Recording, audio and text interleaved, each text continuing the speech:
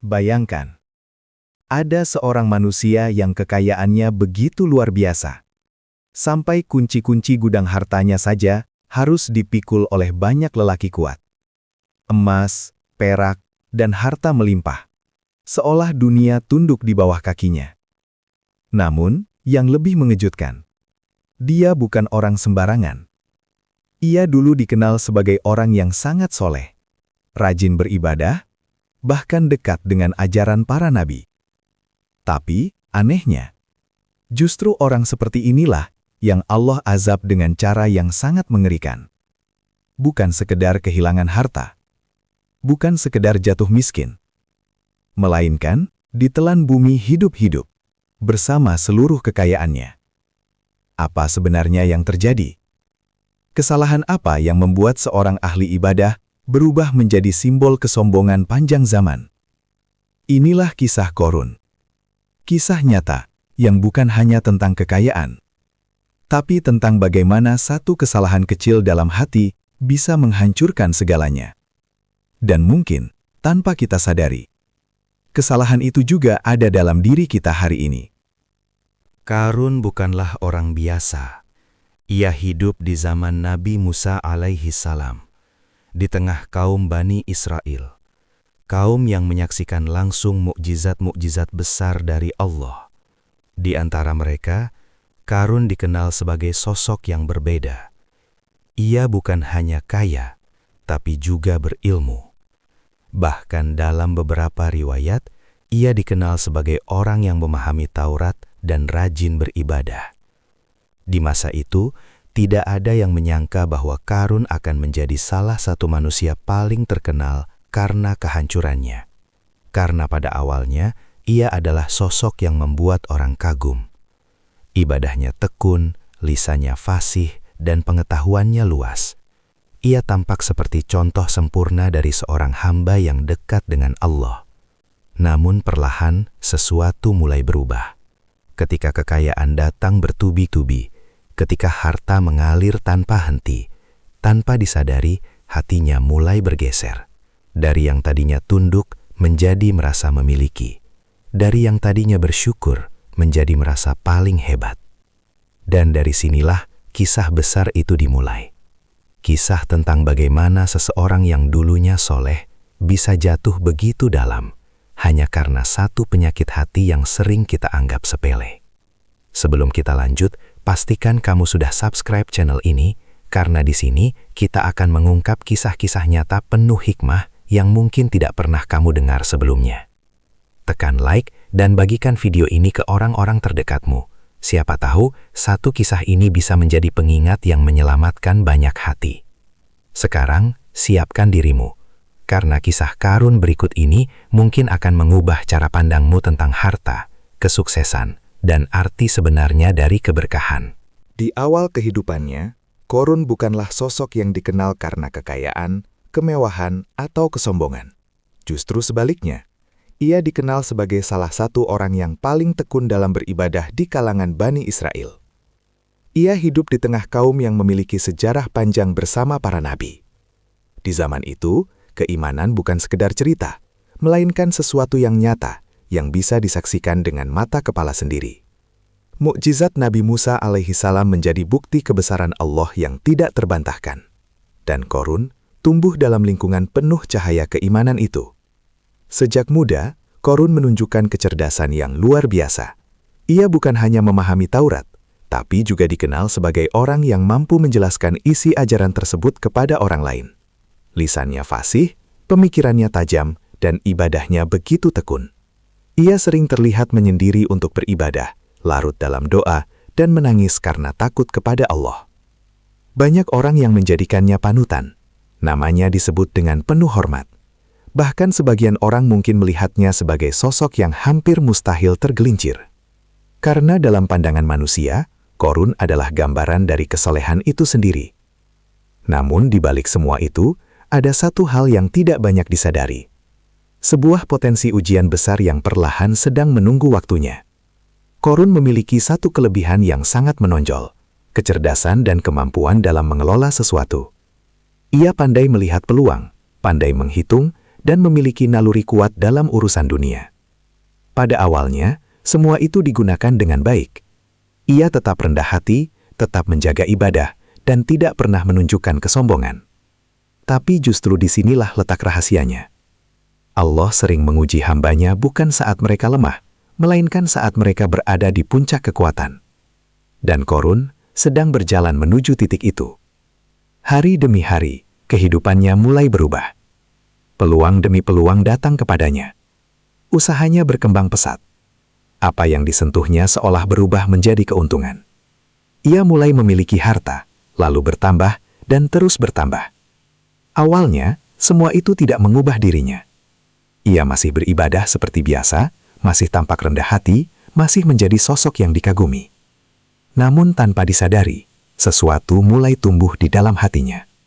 Sangat halus, sangat kecil, hampir tidak terasa. Sebuah perasaan bangga terhadap diri sendiri. Perasaan bahwa ia memiliki sesuatu yang tidak dimiliki orang lain. Perasaan bahwa ia sedikit lebih unggul, sedikit lebih hebat. Dan inilah awal dari segalanya. Karena kesombongan tidak datang secara tiba-tiba. Ia tumbuh perlahan dari benih-benih kecil yang dibiarkan. Pada tahap ini, Qorun belum berubah sepenuhnya. Ia masih terlihat sebagai orang soleh, masih dihormati, masih dianggap sebagai panutan. Namun di dalam hatinya, sebuah pergeseran telah dimulai. Dari semua ini adalah titipan Allah, menjadi aku mampu mendapatkan ini. Perubahan yang sangat halus, tapi sangat berbahaya. Dan tidak ada seorang pun di sekitarnya yang benar-benar menyadari bahwa sosok yang mereka kagumi ini sedang berjalan menuju salah satu kejatuhan paling tragis dalam sejarah manusia. Inilah awal kisah Qorun. Bukan tentang kejatuhan, tapi tentang bagaimana seorang hamba yang begitu dekat dengan Allah perlahan mulai menjauh, tanpa ia sadari. Dan dari sinilah, ujian yang sesungguhnya akan segera dimulai. Perlahan tapi pasti, kehidupan Qorun mulai berubah. Jika dulu ia dikenal karena ibadah dan ilmunya, kini namanya mulai disebut karena sesuatu yang lain. Kekayaan yang tidak masuk akal. Awalnya, harta itu datang seperti biasa. Sedikit demi sedikit, hasil dari usaha, kecerdasan, dan peluang yang ia miliki. Tidak ada yang aneh. Bahkan banyak yang menganggap itu sebagai bentuk keberkahan dari Allah atas kesolehannya. Namun, waktu terus berjalan, dan sesuatu yang luar biasa mulai terjadi.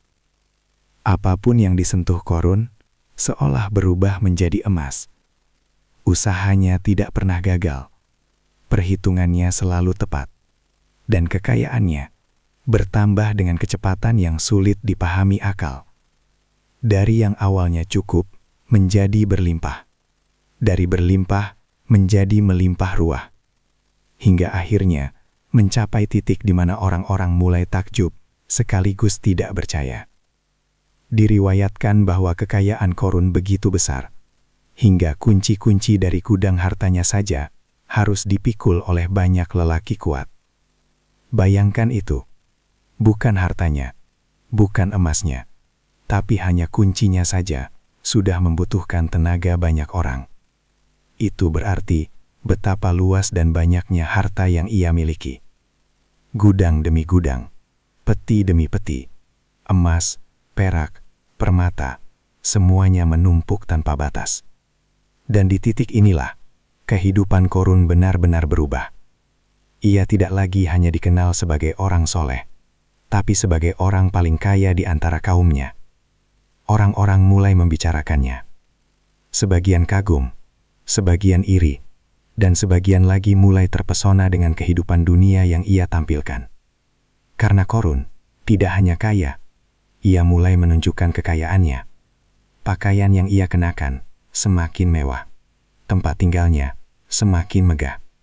Dan setiap kali ia keluar, ia tampil dengan kemewahan yang membuat mata siapapun terpaku.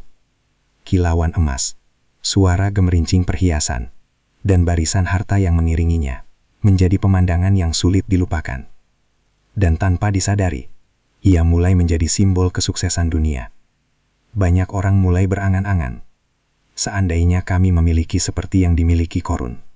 Betapa beruntungnya dia. Pasti Allah sangat mencintainya. Kalimat-kalimat seperti ini mulai tersebar. Padahal, tidak semua yang tampak sebagai nikmat adalah tanda cinta dari Allah. Kadang, itu adalah ujian yang paling berat. Dan Qorun sedang berada tepat di tengah ujian itu. Di satu sisi, hartanya terus bertambah. Di sisi lain, hatinya mulai berubah perlahan. Tanpa ia sadari, ia mulai menikmati pujian manusia. Ia mulai merasakan kenikmatan dipandang tinggi, dihormati, bahkan diinginkan kehidupan seperti miliknya. Dan disinilah titik yang sangat berbahaya. Karena ketika dunia sudah masuk ke dalam hati, ia tidak lagi sekadar menjadi alat, tapi berubah menjadi tujuan. Qorun yang dulu sederhana, perlahan mulai terbiasa dengan kemewahan. Qorun yang dulu tunduk, perlahan mulai menikmati kekuasaan atas harta. Dan Qorun yang dulu mengingat Allah dalam setiap langkahnya, mulai terganggu oleh gemerlap dunia yang ia miliki. Semua ini terjadi, bukan dalam satu malam, tapi perlahan, sangat halus, hingga hampir tidak terasa. Inilah cara ujian terbesar bekerja. Bukan dengan menghancurkan seseorang secara tiba-tiba, tapi dengan memberinya segalanya, hingga ia lupa segalanya. Dan Qorun, tanpa ia sadari, sedang melangkah lebih jauh, menuju titik di mana hatinya akan benar-benar berubah. Kekayaan yang ia miliki, yang awalnya terlihat sebagai karunia, akan segera menjadi sebab kehancurannya. Dan dari sinilah, kisah Qorun akan memasuki fase yang jauh lebih gelap. Fase di mana harta tidak lagi menjadi nikmat, tapi menjadi awal dari kesombongan yang akan menghancurkannya sepenuhnya. Kekayaan yang melimpah, pujian yang terus mengalir, dan pandangan kagum dari banyak orang. Perlahan mulai mengubah sesuatu yang paling penting dalam diri Qorun, hatinya. Jika dulu ia melihat harta sebagai titipan, kini tanpa ia sadari, ia mulai melihatnya sebagai hasil dari dirinya sendiri. Perubahan ini tidak terjadi secara tiba-tiba, tidak ada momen dramatis dalam satu malam. Ia datang perlahan, seperti racun yang masuk sedikit demi sedikit, hingga akhirnya menguasai seluruh jiwa. Awalnya, Qorun hanya merasa bangga karena usahanya berhasil, bangga karena kecerdasannya diakui, dan bangga karena ia memiliki sesuatu yang tidak dimiliki orang lain. Perasaan itu tampak wajar. Namun di balik itu, ada bahaya besar yang sedang tumbuh. Karena rasa bangga, jika tidak dijaga, akan berubah menjadi kesombongan. Dan itulah yang terjadi pada Qorun. Ia mulai membandingkan dirinya dengan orang lain. Ia merasa lebih unggul, lebih layak, lebih pantas mendapatkan semua yang ia miliki. Dan pada suatu saat, keluarlah satu kalimat yang menjadi titik balik dalam hidupnya. Kalimat yang sederhana, namun cukup untuk mengubah segalanya. Ia berkata, "Sesungguhnya aku diberi harta ini karena ilmu yang aku miliki." Sekilas tidak terdengar salah. Bukankah ia memang cerdas? Bukankah ia memang bekerja keras? Namun di balik kalimat itu, tersimpan sebuah kesalahan besar. Ia menghapus peran Allah dalam keberhasilannya. Ia tidak lagi melihat hartanya sebagai karunia, melainkan sebagai hasil mutlak dari kemampuannya sendiri. Dan disinilah, kesombongan itu benar-benar lahir. Bukan sekedar merasa hebat, tapi merasa tidak membutuhkan Allah. Inilah titik paling berbahaya dalam kehidupan seorang manusia. Karena ketika seseorang mulai merasa bahwa dirinya cukup, ia perlahan akan melupakan siapa yang sebenarnya memberi segalanya. Qorun tidak lagi bersyukur seperti dulu. Ia tidak lagi merenyahkan diri di hadapan Allah. Sebaliknya, ia mulai meninggikan dirinya di hadapan manusia. Ia berjalan dengan penuh kebanggaan, menampilkan kekayaannya tanpa rasa takut, dan menikmati setiap pujian yang datang kepadanya. Dan yang lebih mengkhawatirkan, ia mulai menganggap orang lain lebih rendah. Mereka yang tidak memiliki harta seperti dirinya, dipandang sebelah mata. Mereka yang hidup sederhana, dianggap tidak selevel. Padahal, dulu ia pernah berada di posisi itu. Namun kesombongan selalu membuat seseorang lupa dari mana ia berasal. Dan semakin hari, perubahan itu semakin jelas. Qorun yang dulu lembut, kini menjadi keras. Qorun yang dulu dekat dengan Allah, kini sibuk dengan dunia. Qorun yang dulu rendah hati, kini menikmati menjadi pusat perhatian. Semua itu terjadi bukan karena hartanya semata, tapi karena cara ia memandang hartanya. Karena harta, pada dasarnya tidak salah.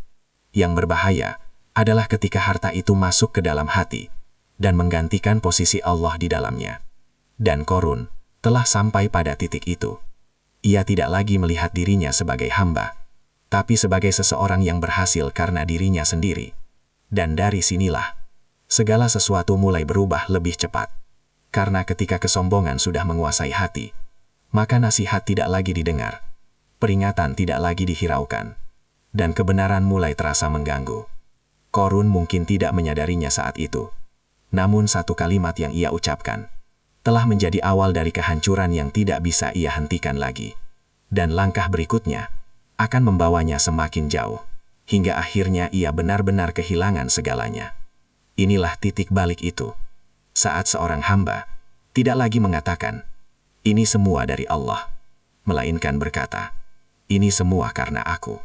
Dan sejak saat itu, kehancuran tinggal menunggu waktu.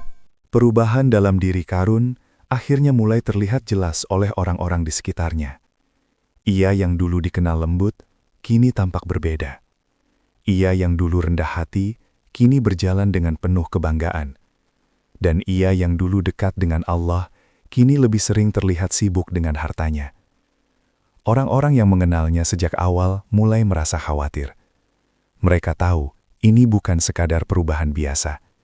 Ini adalah tanda bahwa sesuatu yang lebih besar sedang terjadi di dalam hatinya. Maka suatu hari, datanglah sekelompok orang dari kaumnya. Mereka bukan orang sembarangan. Mereka adalah orang-orang yang peduli, yang masih menginginkan kebaikan untuk Qarun. Dengan penuh kehati-hatian, mereka mulai menasehatinya.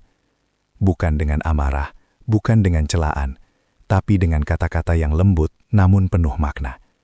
Mereka berkata, "Janganlah engkau terlalu bangga dengan apa yang engkau miliki, karena Allah tidak menyukai orang-orang yang sombong." Kalimat itu sederhana, tapi sangat dalam.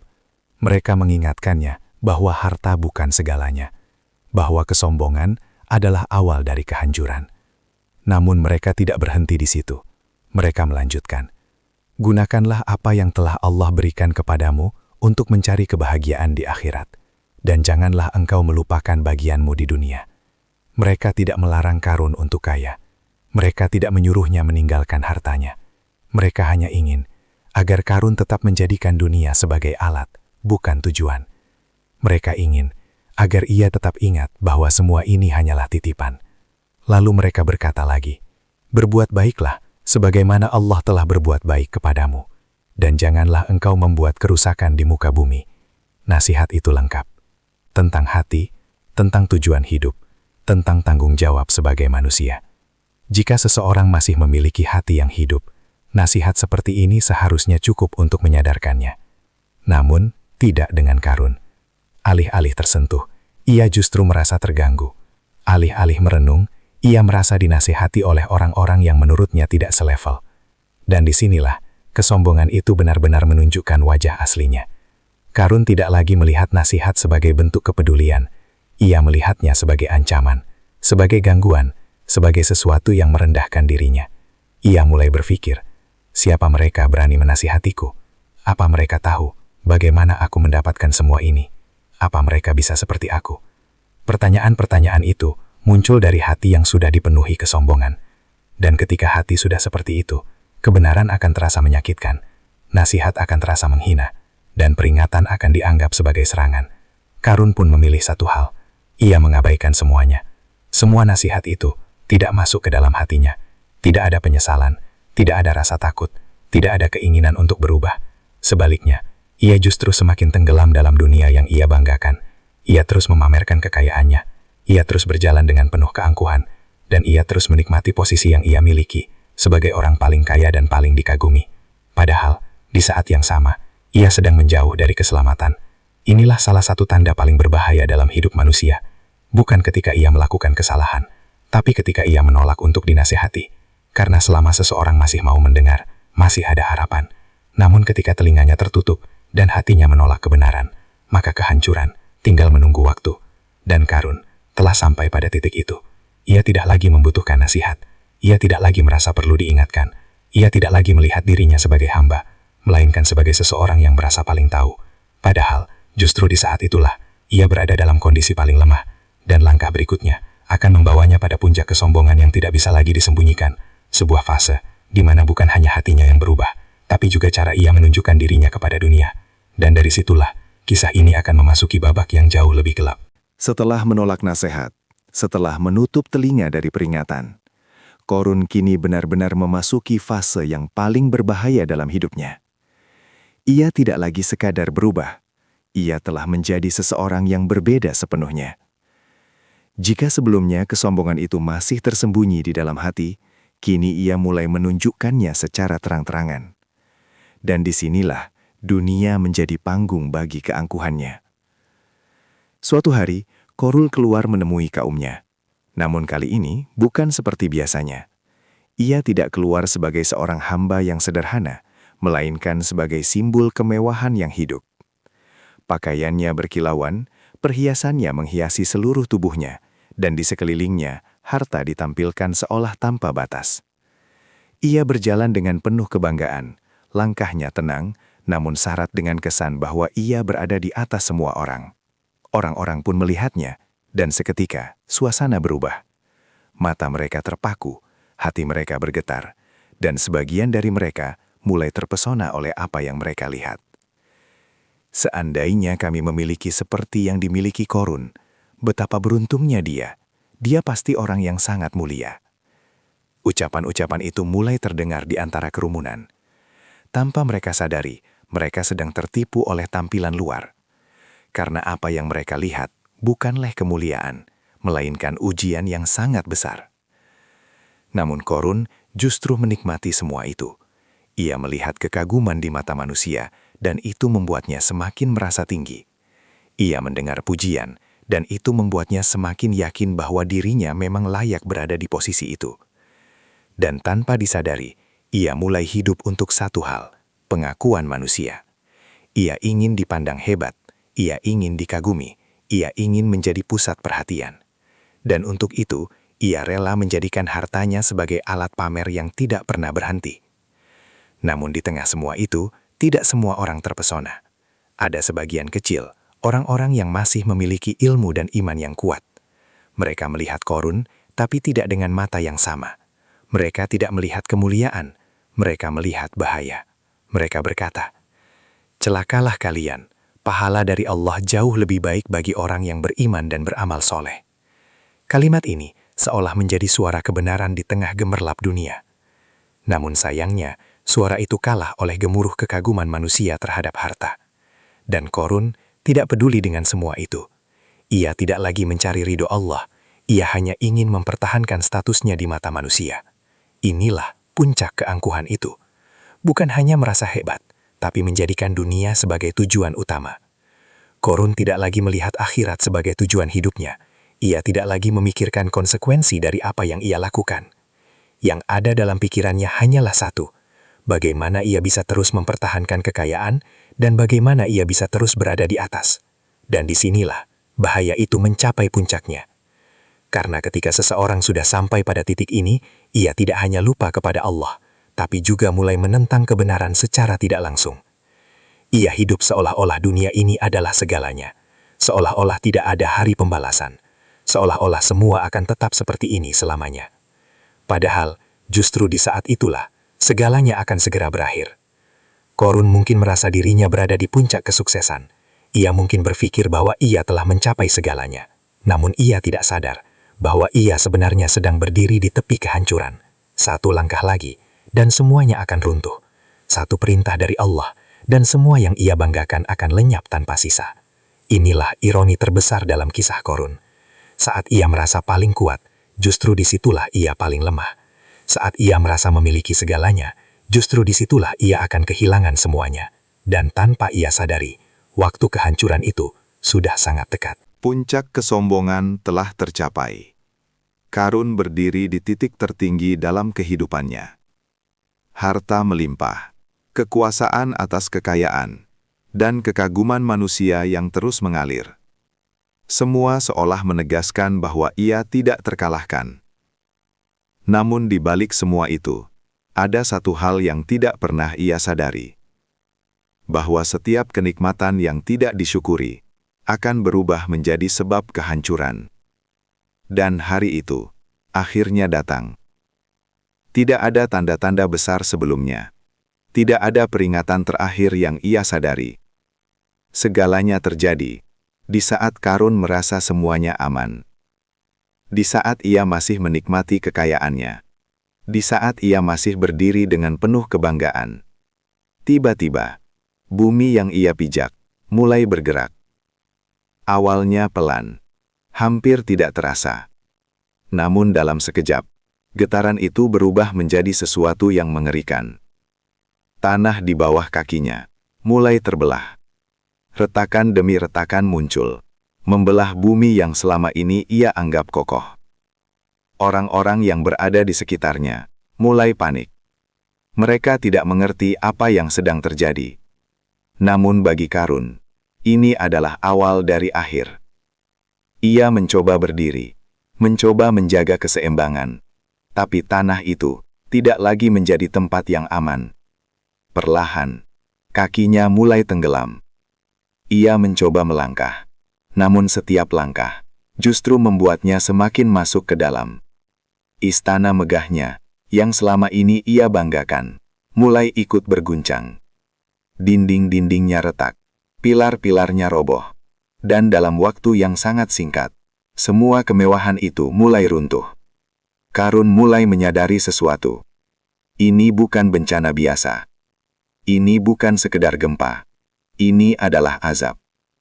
Ia mungkin ingin berteriak, meminta tolong, memanggil siapapun yang bisa menyelamatkannya.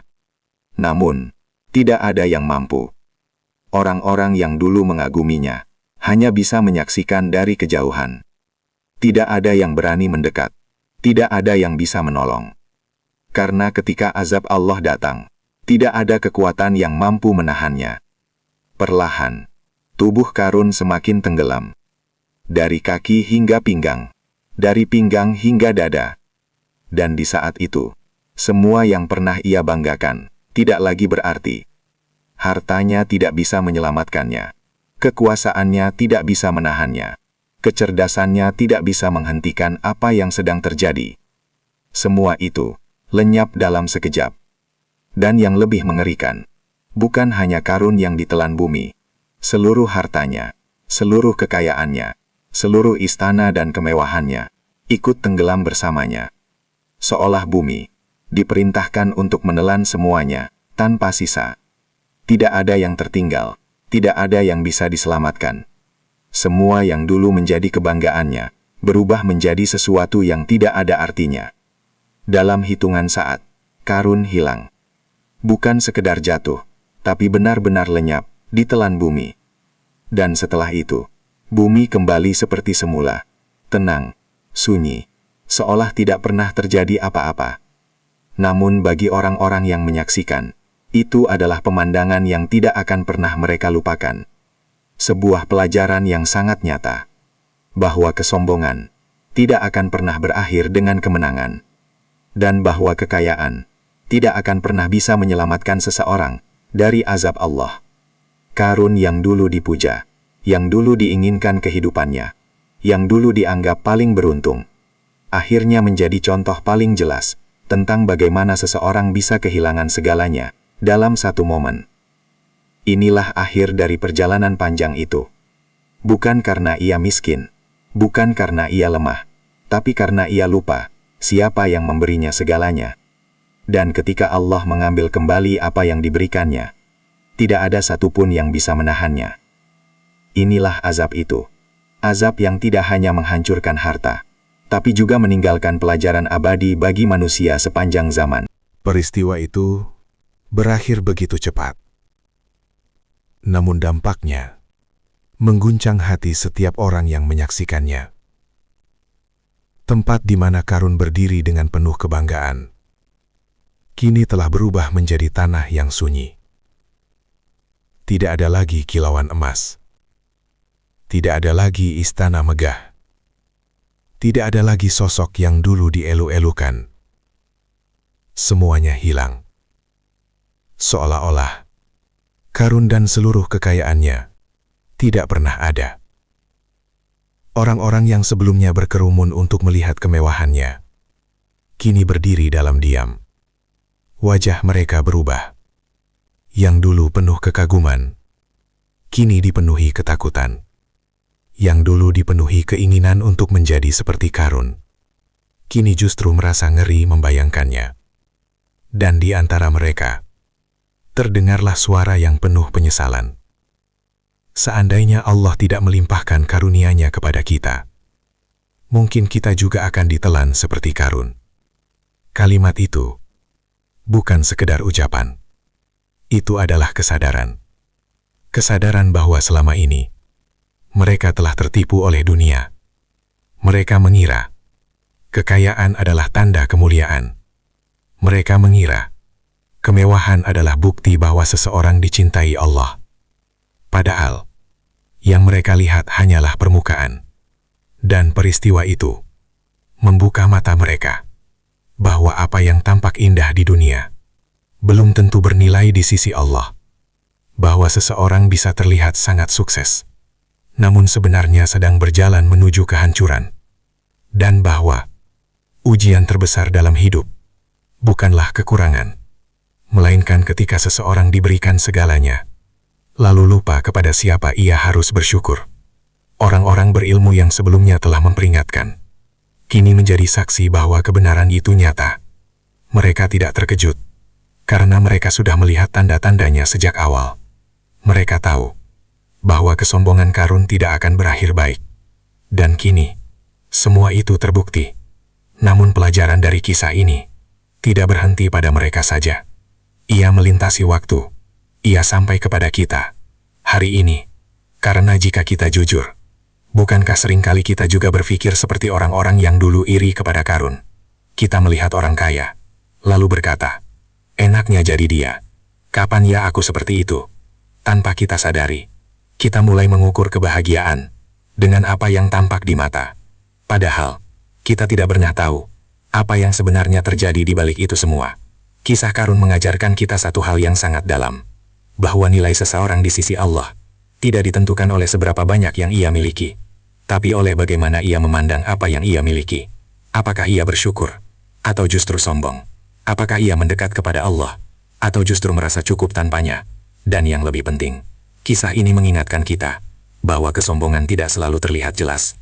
Ia bisa hadir dalam bentuk yang sangat halus, dalam pikiran kita, dalam ucapan kita, bahkan dalam cara kita melihat diri sendiri. Saat kita merasa, aku lebih baik dari orang lain. Saat kita merasa, aku berhasil karena diri itu sendiri. Saat kita mulai lupa mengucap syukur, maka disitulah benih-benih Karun mulai tumbuh. Dan itulah yang paling berbahaya. Karena kita tidak merasa sedang melakukan kesalahan. Kita merasa semuanya wajar. Padahal, itulah awal dari kehancuran. Karun bukan hancur dalam satu hari. Ia hancur karena proses panjang yang ia abaikan. Karena nasihat yang tidak ia dengar. Karena hati yang perlahan ia biarkan berubah. Dan karena satu keyakinan yang salah, bahwa ia adalah pemilik sejati dari apa yang ia miliki. Dan sekarang, kisah itu telah selesai. Namun pesannya masih hidup. Ia berbicara kepada siapapun yang mau mendengar, bahwa dunia ini bukan tempat untuk disombongkan. Bahwa harta bukan untuk dibanggakan.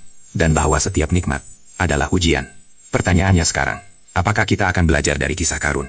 Atau kita akan mengulang kisah yang sama, dengan cara yang berbeda? Karena pada akhirnya, kisah ini bukan hanya tentang Karun, tapi tentang kita, tentang hati kita, tentang cara kita memandang dunia, dan tentang pilihan. Apakah kita ingin selamat, atau justru perlahan berjalan menuju kehancuran yang sama? Kisah Korun bukan sekadar cerita tentang seseorang di masa lalu. Ia adalah cermin yang diam-diam memantulkan keadaan hati kita hari ini. Ia pernah menjadi orang soleh, pernah dekat dengan Allah, pernah berada di jalan yang benar.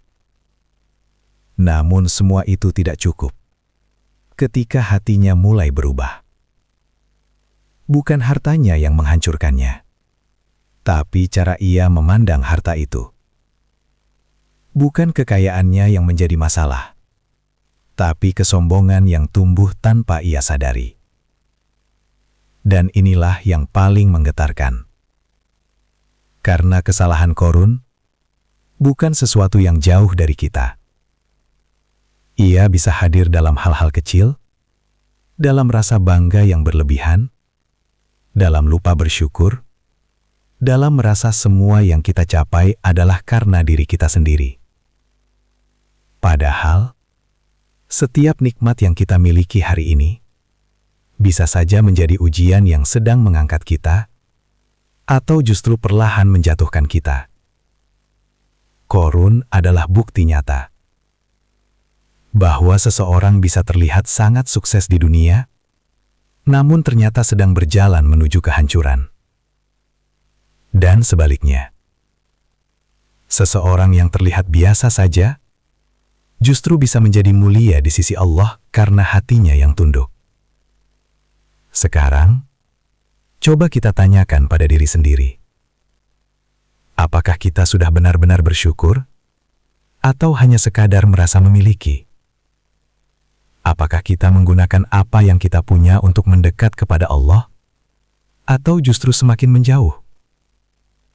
Karena pada akhirnya, yang akan menyelamatkan kita bukan apa yang kita miliki, tapi bagaimana hati kita saat memilikinya. Jika kisah ini menyentuh hatimu, jika ada satu bagian yang membuatmu tersadar, jangan berhenti di sini. Bantu sebarkan kebaikan ini. Klik tombol subscribe sekarang. Karena di channel ini, kita akan terus mengungkap kisah-kisah penuh hikmah yang bisa mengubah cara kita melihat hidup. Tekan like, dan bagikan video ini ke keluarga, sahabat, dan orang-orang yang kamu sayangi. Siapa tahu, satu video ini menjadi sebab seseorang kembali mengingat Allah.